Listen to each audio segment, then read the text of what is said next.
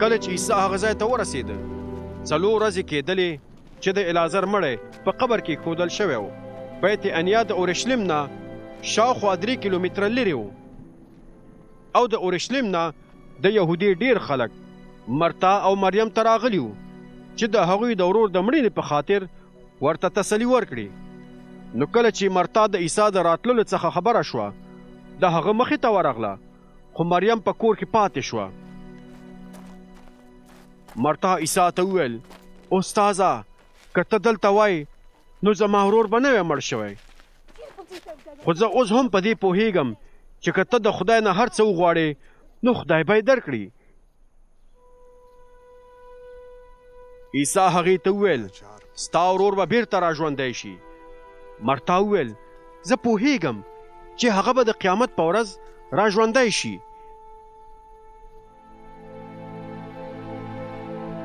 عیسی هغې ته وویل زه قیامت او ژوندون یم، که څوک په ما باندې ایمان راوړي که هغه مړ هم شي خو بیا به هم ژوندی وي، او که څوک ژوندی وي او په ما باندې ایمان راوړي نو هغه به هیڅکله هم مړ نه شي. آیا په دې باندې باور کوي؟ هغې وویل هو استاذه زه په دې ایمان لرم چې ته مسیح یعنې د خدای زوی یې، د چا په هکله چې خدای ویلی دي چې هغه باید نړۍ ته راشي.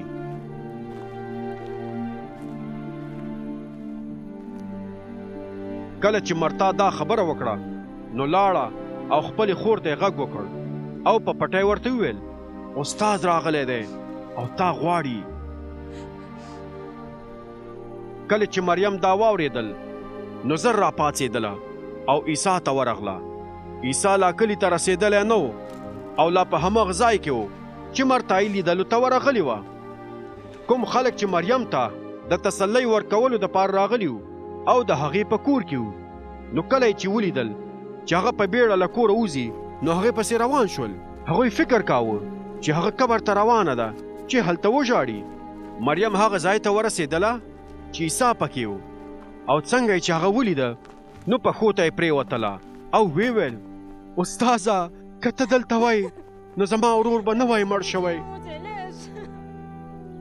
کله چې عیسی هغه ولیدله چې ژاړي او همدارنګه کوم خلک چې د هغې سره راغلي وو هم ژاړي، نو سوړ او سیلی یې وویست او ډېر خفه شو او د هغوی نه یې پوښتنه وکړه د هغه قبر چیرته دی. هغوی ځواب ورکړ ښاغلیه راشه او ویې ګوره. عیسی په ژړا شو. بیا خلکو وویل وګورئ هغه ورباندې څومره ګران و. خو ځینو یې وویل دې سړي چې د هغه ړوند سړي سترګې بنا کړلې آیا دا یې نه شو کولی چې العازر یې د مرګ نه بچ کړی وی. عیسی یو ځل بیا سوړ او سیلی وویست او قبر ته ورغی.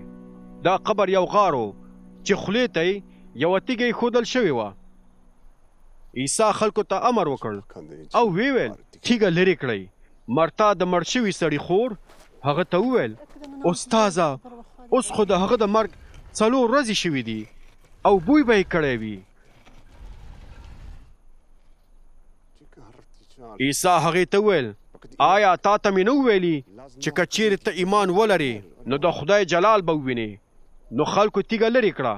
بیا عیسی پورته اسمان ته وکتل او ویې ویل ای پلاره زه ستا شکر کوم چې زما دعا دې واورېدله.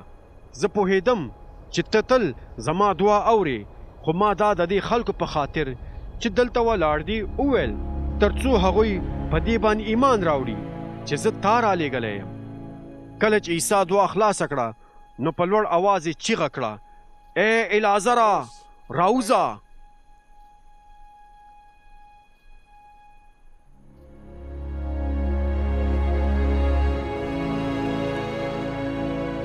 نو هغه مړی چې لاسونه او پښې یې په کفن کې تاو شوې وې او مخې په دسمال کې پټو راووت.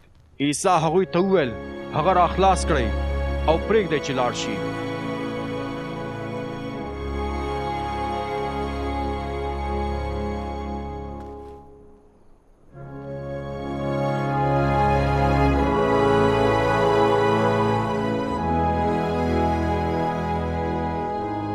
نو ډېرو خلکو چې د مریم لیدلو ته راغلیو. کله چې هغوی هغه څه چې عیسی وکړل ولیدل نو په هغه باندې ایمان راوړ.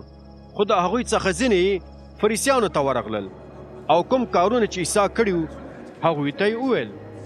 بیا فریسیانو او مشرانو کاهنانو شورا راوغوښتله او ویې ویل څه باید وکړو ځکه چې دا سړی ډېرې معجزې ښکاره کوي. که موږ هغه پرېږدو چې همداسې کارونه وکړي نو ټول خلک ورباندې ایمان راوړي. بیا به رومیان راشي او زموږ د خدای کور او زموږ ټول قوم به له منځه یوسي. خو په هغوی کې یو تن چې قیافا نومېده او په هغه کال لوی کاهن و وویل تاسو نه پوهیږئ په دې نه پوهیږئ چې ستاسو دپاره دا ښه دی چې یو کس د ټول قوم په خاطر مړ شي نه دا چې ټول قوم تباه شي. هغه دا خبره له خپله ځانه ونه کړه بلکې د دې دپاره چې هغه په هغه کال لوی کاهن و نو هغه پیشګویي وکړله چې عیسی به د یهودو د قوم په خاطر مړ شي او یوازې د هغه قوم دپاره نه بلکې د خدای ټول خواره واره اولادونه چې په مختلفو ځایونو کې اوسیږي سره یو ځای کړي.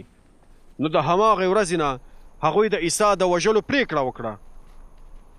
له هغې وروسته عیسی نور د خلکو په منځ کې ښکاره نه ګرځېده بلکې د هغه ځای نه یوې سیمې ته چې دښتې ته نږدې وه یعنې د افرایم په نوم ښار ته لاړ او د خپلو شاګردانو سره هلته پاتې شو. د یهودیانو د فصح اختر نږدې و او ډېر خلک د کلیوالو سیمو نه اورشلیم ته راغلل چې خپل ځانونه پاک کړي. هغوی عیسی لټاوه او څنګه چې هغوی د خدای په کور کې سره راټول شول نو یو بل ته یې وویل تاسو څه فکر کوئ آیا هغه به د اختر جشن ته را نشي؟ مشرانو کاهنانو او فریسیانو دا حکم کړی و که هر څوک پوه شي چې عیسی چیرته دی نو دوی ته دې خبر ورکړي چې هغه ونیسي.